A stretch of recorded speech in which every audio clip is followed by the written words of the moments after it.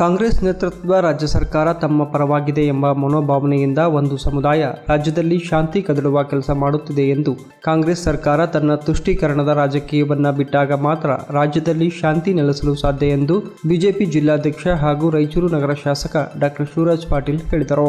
ಅವರಿಂದು ಪಕ್ಷದ ವತಿಯಿಂದ ನೇಹಾಳ ಹತ್ಯೆಯನ್ನು ಖಂಡಿಸಿ ನಡೆದ ಪ್ರತಿಭಟನೆಯ ನೇತೃತ್ವವನ್ನು ವಹಿಸಿ ಮಾತನಾಡಿದರು. ರಾಜ್ಯದಲ್ಲಿ ಕಾನೂನು ಕಣ್ಮುಚ್ಚಿ ಕುಳಿತಿದೆ. ವಿದ್ಯಾರ್ಥಿನಿಯರಿಗೆ ಮಹಿಳೆಯರಿಗೆ ರಕ್ಷಣೆ ಇಲ್ಲದಂತಾಗಿದ್ದು ಇವೆಲ್ಲದಕ್ಕೂ ಕಾರಣವೇ ಕಾಂಗ್ರೆಸ್ನ ತುಷ್ಟೀಕರಣದ ರಾಜಕಾರಣ.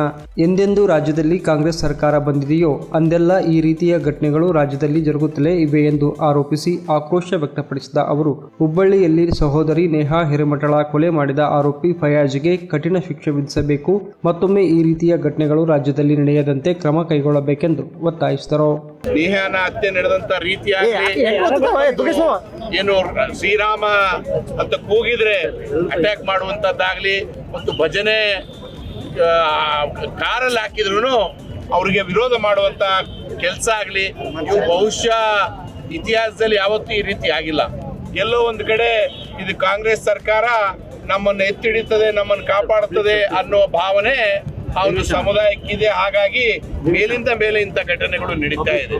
ಈ ತುಷ್ಟೀಕರಣ ರಾಜಕೀಯ ಕಾಂಗ್ರೆಸ್ ಪಕ್ಷ ಬಿಟ್ಟಾಗ ಮಾತ್ರ ಎಲ್ಲ ಸಮುದಾಯದ ಸಾಧ್ಯ. ಯಾವತ್ತು ತುಷ್ಟೀಕರಣದ ರಾಜಕೀಯ ಕಾಂಗ್ರೆಸ್ ಅವ್ರು ಮಾಡ್ತಾರೆ ಅವತ್ತು ಯಾವಾಗಲೂ ಇದೇ ರೀತಿ ಆಗ್ತದೆ. ಅವ್ರನ್ನ ತಿಳ್ಕೋಬೇಕು. ಇವತ್ತು ಮುಂದುವರಿದ ಮತ್ತು ಹೆಚ್ಚಿನ ಸಂಖ್ಯೆಯುಳ್ಳಂತ ಹಿಂದೂ ಸಮಾಜದ ಮೇಲೆ ಈ ರೀತಿ ಘಟನೆಗಳು ಆದಾಗ ಬಹುಶಃ ಮತ್ತು ಹಿಂದೂ ಸಮಾಜ ರೊಚ್ಚಿಗೆಳೋದ್ರಲ್ಲಿ ಯಾವುದೇ ಅನುಮಾನ ಇಲ್ಲ.